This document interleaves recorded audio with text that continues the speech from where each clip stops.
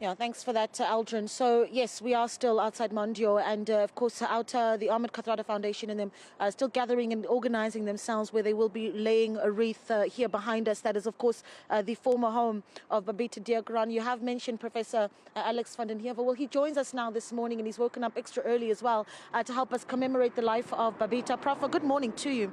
Thank you so much for joining us. You know, in the run-up to the conversation we're about to have, you made an interesting point. Over the past 3 years, Babita Deokaran has been described as a whistleblower. And you make the point that she wasn't, in fact, a whistleblower. Unpack that for us. She was reporting, effectively doing her job, and reported these transactions upward to the CFO, who supposedly reported them to the head of department. And had that interaction actually occurred and action ensued, probably she wouldn't have been targeted.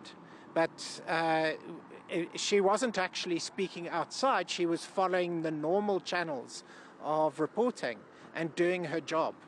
She was a financial official doing her job. An interesting take, and it speaks to then how many officials within our government departments are struggling to do their job and be open and honest around what balance sheets are looking like within government departments. But let's talk about just the extent of the rot that she would have found. And if you think, perhaps that some have argued that what Babita found in the Gauteng Department of Health could very well have been a drop in the ocean. Well, the report by News24 today was that they are now investigating 2 billion rands worth of transactions and a further 2. And so this takes the amount to about 3 billion rand coming through a single hospital. And I did have a look at some of these transactions. News24 sent me the information. And I doubt, looking at the nature of these transactions, that anything was actually ever delivered to these hospitals. I would love to see just how much actually entered the hospital. So this was potentially a total loss to the facility. And yes, when you look at the extent to which there has been a subdued reaction to this murder and to the corruption, it suggests that this is much more widespread, that this throughout the province and potentially metropolitan governments is probably in operation. This is widespread. This type of inaction and silence doesn't happen without a wide network of people controlling what happens. Yeah, but how wide of a network are we talking about? That's the ultimate question, right? Because one would think that when an official uncovers corrupt activities within a government department, it would be the government department itself, in this case, the Gauteng Department of Health, that would want to get the answers. In a normal Department of Health and a normal organization, the initial reporting should have electrified the department. The reaction should have been instantaneous. So this is a very unusual reaction to show absolutely no interest in addressing what has happened and what is potentially going on. So this is a concern in and of itself, because it suggests that the top officials in the health department, MECs, etc., are either held back or are willing participants in such conduct. So this is deeply problematic, because the mere incident itself suggests something far deeper. And it's not how wide, it's how high as well, because this suggests that these are people who are in a position to subdue whole government departments, investigate police investigations, SIU investigations. Now, people might be investigating, but the question really is how vigorous, how deep? How long does it take for a disciplinary investigation to occur? The CFO who Babita reported to is still under suspension. No disciplinary has been finalized. Theoretically, on the face of it, she reported this to the CFO, who supposedly claims to have reported it to the head of department, but the head of department denies it. So who should actually be suspended here? So the question is, what's the truth of that?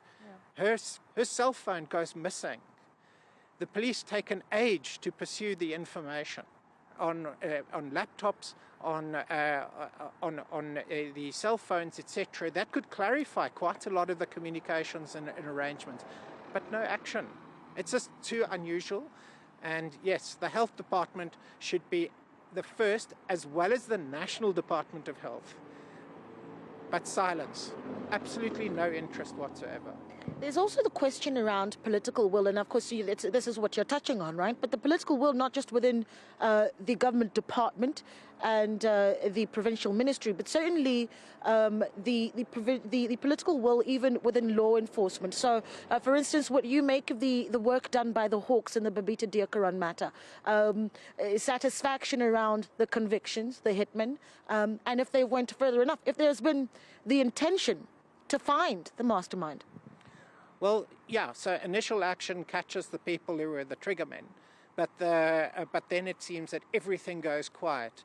And on the face of it, on the information that News 24 has revealed, the fact that the laptop was handed back to the family immediately, and the cell phone, showed that they had no interest in doing any kind of forensic assessment of what was on that. Now, that's obviously the first lead to the mastermind, and it suggests that there was pullback. And it doesn't make sense. Nothing makes sense.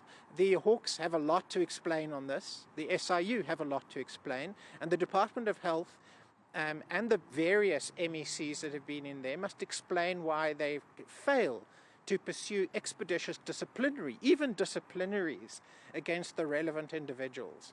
And people claim that they've also put in place measures to address these kinds of potential corrupt deals by more rigorous standards of investigating amounts over 500,000 that would be transacted. It's important to note that every single one of these transactions from Tembisa was below 500,000 Rand. So anything done above 500,000 Rand means nothing. What are they doing with the small transactions and with the delegations that have been given to hospital CEOs who can be involved in this kind of criminal conduct? And it's also worthwhile pointing out that the hospital CEO who had the delegations to approve these transactions was under almost permanent indefinite suspension, as was the CFO, died in office, so to speak, and was never properly pursued, and no disciplinary finalized, despite the fact you didn't need final criminal prosecutions to remove them for the obvious blatant incompetence that they demonstrated. I want to ask you this. You know, 2024, obviously an important year for South Africa. We've come out of these elections, and there's a sense that, okay, well, we have a seventh administration that is this government of national unity, provincial unity, if you will, as well, here in Gauteng. And there's the question on whether or not this administration will be the new broom that sweeps well. So I suppose the question I'm asking is if you believe that this misconduct and corrupt criminal activity still exists today within the department, and if you think that this administration is the one to clean it up. I think there's no evidence that this administration has any intention of doing anything other than watching. It's not clear the extent to which they are complicit in this, and obviously that's where final criminal, we as a society rely on our criminal investigators to get to the bottom of things. It appears people feel relatively safe. I do not think that there will be any cleanup whatsoever. And it's important to note that corruption loses money, but corruption also involves the deployment of corrupt individuals into senior positions. People who have absolutely no interest in properly running a health service or any other public service.